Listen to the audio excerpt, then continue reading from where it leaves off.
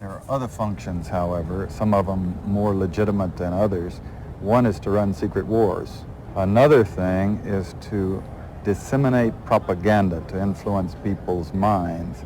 And this is a major function of the CIA.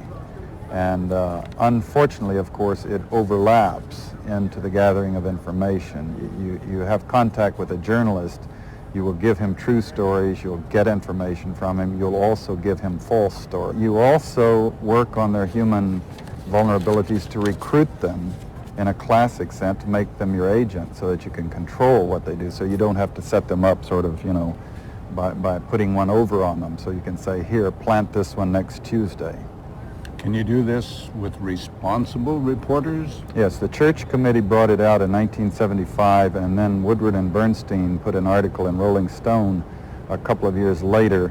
400 journalists cooperating with the CIA, including some of the biggest names in the business, to consciously introduce the stories into the press. Well, give me a concrete example of how you use the press this way. Well, for example, in my war, the Angola War that I helped to manage, 1/3 of my staff was propaganda. I had propagandists all over the world, principally in London, Kinshasa, and Zambia.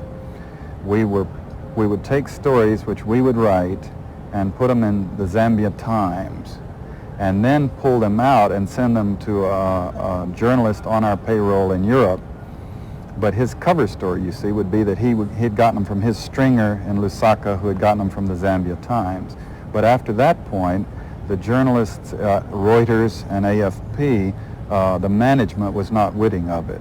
Now, our contact man in Europe was, and we pumped just dozens of stories about Cuban atrocities, Cuban rapists. We didn't know of one single atrocity committed by the Cubans. It was pure, raw, false propaganda to create an illusion of communists, eating babies for breakfast.